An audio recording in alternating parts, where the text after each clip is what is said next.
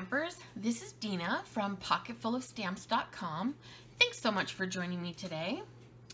What I'm going to share with you is 10 things you can do with a stamp pad. This is the second video in my Stamping Starters video series. After each technique, I'm going to show you a finished project, and most of these projects are geared towards new stampers, but you never know. There might be an idea or two in this video for you, even if you've been stamping for years. If you've never picked up a rubber stamp before, you might think that a stamp pad is only used to apply ink to an image. That is the #1 way, but there's a lot more you can do with a stamp pad. Let me show you. Number 1. I think it goes without saying that the #1 way to use a stamp pad is to apply ink to paper. If you remember from my first video, when you're using a stamp pad, you want to go very lightly, tap, tap, tap to get ink on your paper or on your stamp image. And then you're going to go straight down onto your paper and come straight back up. You want to be careful not to rock, and you're going to get really nice, clean, crisp images every time. So I'm using Coastal Cabana, which is a lighter color blue. And each time I stamp, I'm moving my image around a little bit, different directions. I'm going to take the smaller leaf and do the same thing, kind of fill in here.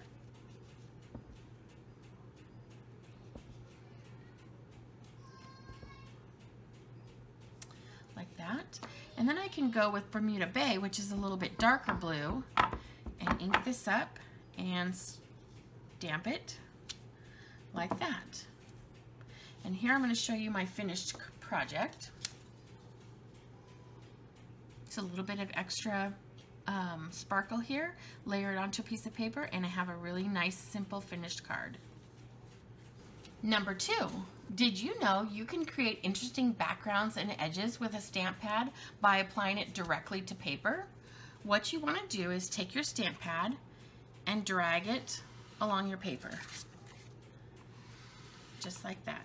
You can add more if you want it to be a little darker.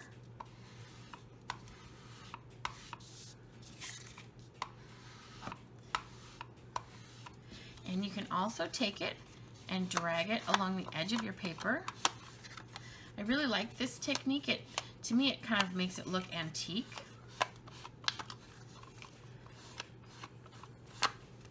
Just like that. And I've created a little bit of texture and background there on my piece of cardstock. Here is my finished card. And you can see here where I drug the stamp pad for the background. Also did the edges. Another thing I did on this card is I tore the edge here and then dragged my stamp pad along the edge to give it a little bit of antiqued edge there also. Number 3. You can create various shades of color by stamping an image multiple times before re-inking it. For example, I'm going to take these trees and ink them up in shaded spruce and stamp them. And before I re-ink, I'm going to stamp again. And I'm creating another image that's a different variation of the same color. Same thing. Stamp it twice before re-inking it. Now I can go with the single tree and ink that up and just fill in here a couple of times. So I end up with a little forest here in a couple shades of the shaded spruce instead of them all being the same color. Here is my finished sample using that technique.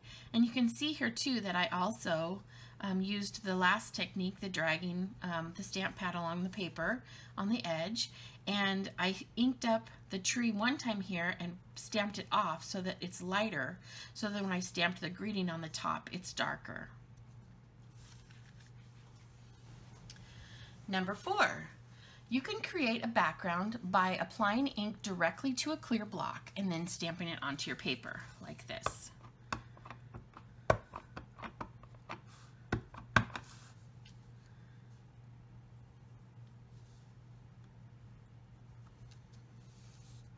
I really like the little variation you get when it doesn't get a full complete image.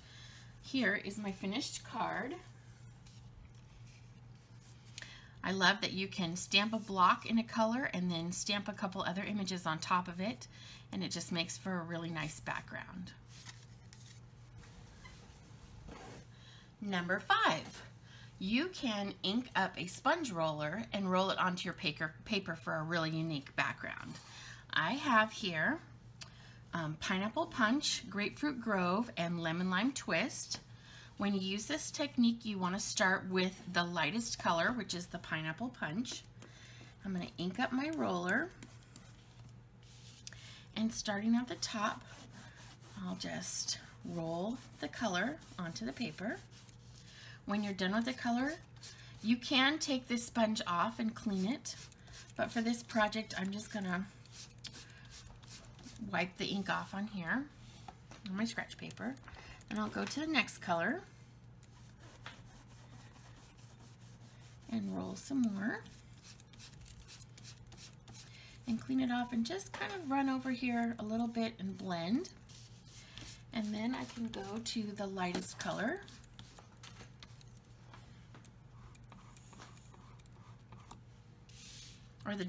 Then you go to the darkest color and roll one last time. And I also did this on glossy paper, which gives it it stays really nice and shiny when it's dry. I love that. So here is my finished card. And all I did is just stamp my images in black and add a little greeting. But that background is just so pretty. Number 6, you can use a sponge to stamp a background on a piece of paper. And I have a glossy paper again.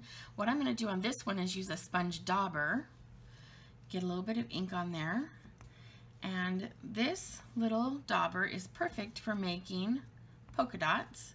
You can also use it to dab ink along the edge of your paper. I love that it fits on your finger, so it's really easy to control.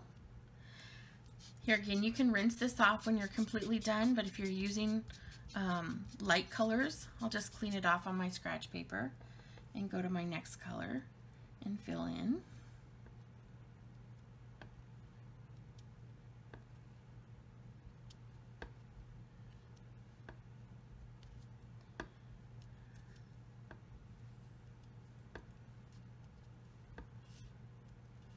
Okay. So my finished project for this one looks like this.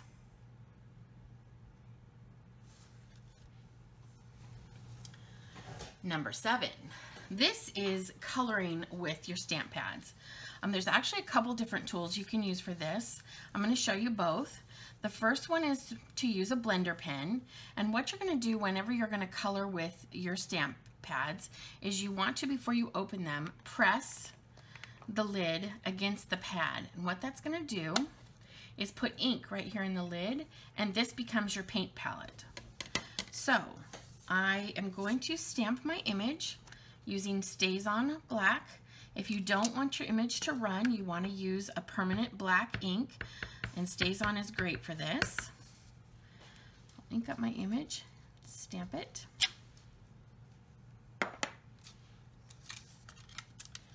And then to color it, I am going to just pick up the ink on the tip of my pen.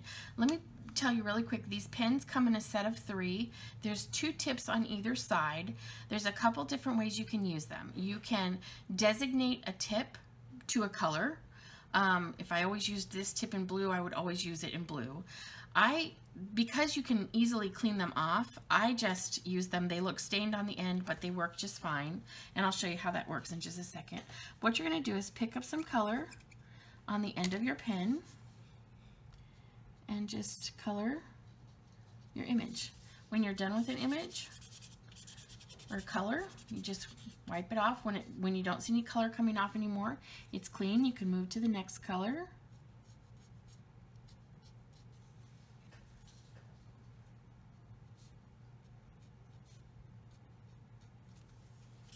Clean it off again and move to the yellow. And that's how easy it is to use a blender pen with your pads. And here is my finished card. You can see I colored the sailboats in the sun. The second tool you can use to watercolor is our aqua painter. And these are one of my favorite tools. They're really easy to use. They come in a set of 2. What you do is twist this part off, the paintbrush away from the barrel. You fill the barrel up with water. Screw this back on and you're ready to paint with it. And I'm going to show you 2 different ways actually you use this. On the first one, I'm going to do a wash. So what I'm going to do is squeeze some water here into the lid, and then I'm just going to paint a soft wash on the background. And you can do it darker or lighter. The more ink you have in it, the darker it'll be. The more water you add, the lighter it will be.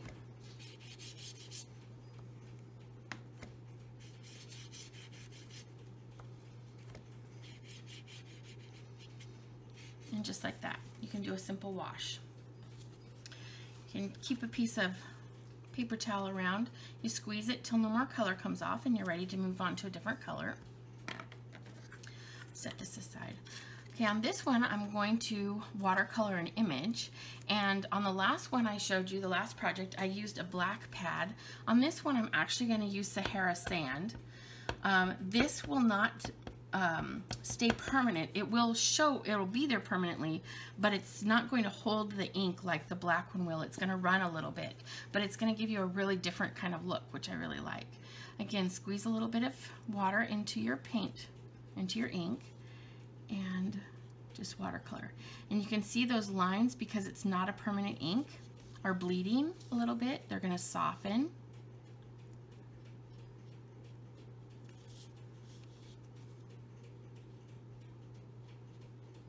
And I'm not going to take the time to color the whole thing, but you get the general idea here. Let me show you my finished card for that. You can see the wash here in the background. I did stamp some other images on top of that wash. It's really important to wait until it's completely dry, because those images, because the ink is water soluble, if it hits wet, the wet paper will run. So just make sure your paper's real good and dry before you stamp anything on top of it. And then on my flowers, you can see that I added some other colors as well. I used the Blushing Bride that I was using on here. I added a little bit of darker pink and some yellow in the center. Number 8, I love to splatter ink. To do this, I'll choose an ink pad color, get some ink in the lid, and then I'm going to use an aqua painter to pick up some color and splatter. Squeeze a little bit of water in there.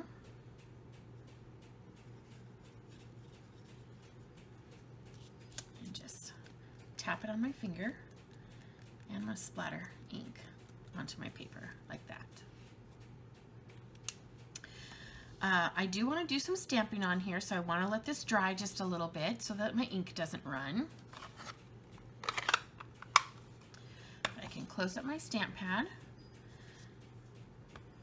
take my stamp, and stamp it.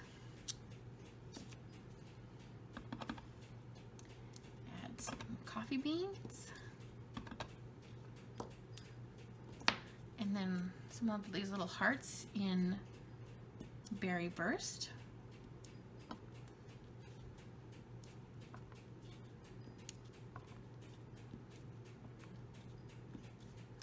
Just like that. And my finished card looks like this.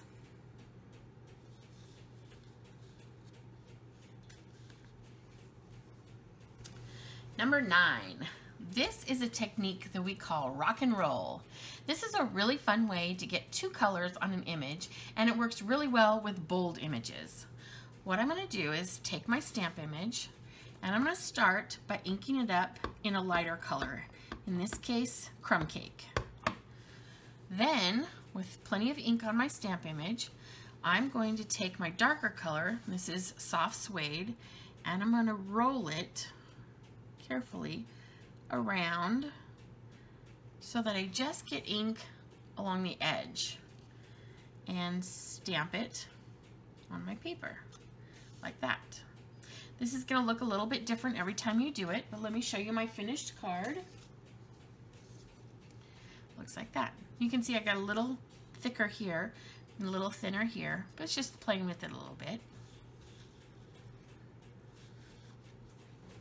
Number 10, you can dye ribbon with a stamp pad. Our catalog has a beautiful selection of ribbons in a wide variety of colors, and they coordinate with many of our stamp pads and papers. But what if you have a project that needs a certain color that we don't have? Use your stamp pad. What I'm going to do is take a sponge. I'm inking this up in Mary Merlot, and I'm just going to rub it on my ribbon.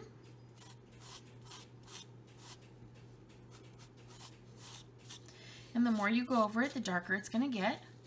Don't forget to do the other side. Flip it over.